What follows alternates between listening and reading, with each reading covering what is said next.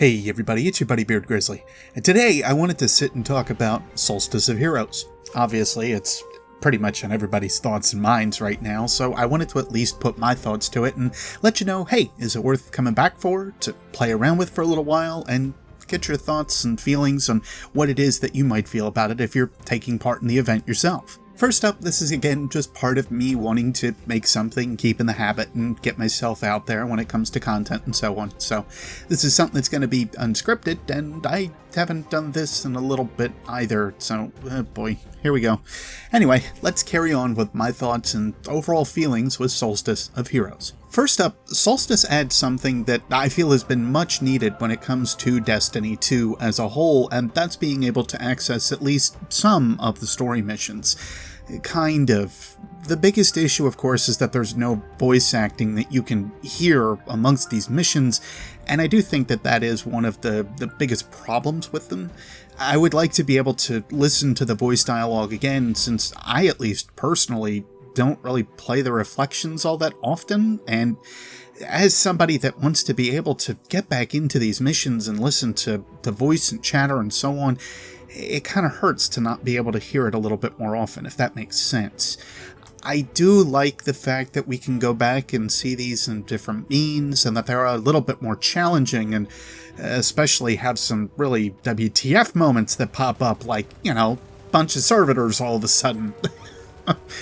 The implications that servitors might have baby servitors just kind of boggles my mind there for a second. The problem is, more than anything with these story missions, they're a great inclusion, and I love being able to select them, but one of the biggest issues, again, I just feel like there should have been some voice acting. Plus, I really feel like it should have been the entirety of the campaign, but I guess that is what the reflections are for, so oh well, moving on. Again, I don't want to undermine it, but just the idea that there is, of course, no voicing or otherwise just kind of turns it away a little bit. Anyway.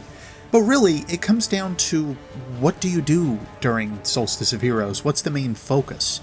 Well, the main focus overall is really around the armor.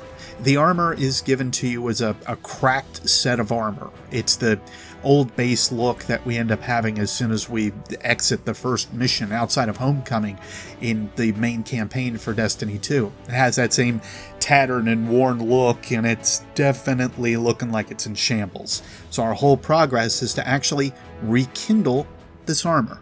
And funny enough, that's what they call the rare, or the blue quality set as you go along. It's actually called the Rekindled Armored set. This is also our first taste of lore, as we do see it with this armor, since there are actually two types of entries that we will kind of get accustomed when it comes to this set. The first comes from the rare armor set, which goes over the Vanguard member that's actually in line with it. So, for instance, of course, the Warlock one would talk about Ikora and her ventures between what our Guardian had done in the tower and then leaving it, and then leading up to Io. This actually all kind of culminates and showcases that we show up right at the exact time with pretty much every single one of these guys. Zavala, of course, over on Titan, Ikora on Io, and Cade on Nessus. And again, all three of these kind of just showcase that we show up at the exact time that we need to. There isn't really much to kind of piece from these, but I will be looking at them at one point or another. Probably later on this week, if I'm at all honest. The main challenges and to-dos when it comes down to these armors is pretty well spread along all the different activities that have either been added recently or have been around for a good while. It could be Nightfall, it could be Crucible, it could be super kills in Crucible, which, side note, little backwards here, 30 Crucible kills with your super and 10 Guardian kills in the Crucible is what's needed for the helmet. Little backwards. I would have thought it would have been 10 Crucible kills, 30 Guardian kills. That, I think, was the most time consuming out of all of them. The others are pretty simple. I think I got most of them done within about half an hour of each other, I think. Depending how long the Redux missions went, because 1 AU, let me tell you, that mission with the sun and everything, if you can bring friends, it just amplifies and makes things a lot easier and a little nicer to kind of work around with. Anyway, Unlike some other armor sets, this one just feels like it's more worthwhile. The path that you upgrade and change and kind of work with this armor makes it feel like it's a little bit more attached to you. So I feel like us going into Forsaken and having this armor on might make things a little different. It could be completely ruined by the fact that we're going from a triumphant era into one of, kind of turmoil and vengeance, but that is for a completely different another day. And as I mentioned with 1AU, the challenge is definitely there, but in some cases it feels superficial. You're not going in with your full light equipment, you're going in with some stuff that you're kind of forced into using, but there are a couple cases where you can switch out some of this armor. So for instance, the Crucible, where I thought I was going to have to use the green set of armor throughout the entirety of doing those 10 Guardian kills and the 30 Guardian kills with the Super, you can actually go ahead and change out your equipment and just leave the helmet on, and that's fine. That actually counts towards your progression. So if you're wondering a little bit of like how you can actually make it work and not feel like it's going to be a complete pain in the neck, that's how you can do it. So benefits there, definitely a good thing. They didn't shoehorn you into using this armor at all times, so that's good. But again, it just feels like it's kind of throwing you to the wolves when it comes to this equipment, but it does add that significant piece of challenge, and it does progress as you even get into the higher armor sets, which is pretty cool. If you can't tell, I actually had a chance to sit and play the game for once, which was an experience in and of itself. I really haven't had the ability to play outside of, I think, last faction rally, the faction rally before, I think. Yeah, faction rally before. I really sat down and I ground up a little bit with Future Workhold, but I only ever finished up to rank 36 to give you an idea, and that was on PC and PS4. Anyway, I'm getting sidetracked, but it's just a nice experience to be able to sit and play, and I think that's kind of the overarching thing that I'm starting to hear from most in the community. It just feels like it's a reason to play. It feels like it's a reason to come back and start to grind up a little bit more, and I almost wish they would have something like this almost once a month, where you could take an armor set and build it up over time. I think that would be kind of cool, because it adds a little bit more towards your character, towards your development, towards the character and development of that armor set, and it binds you to it a little bit differently.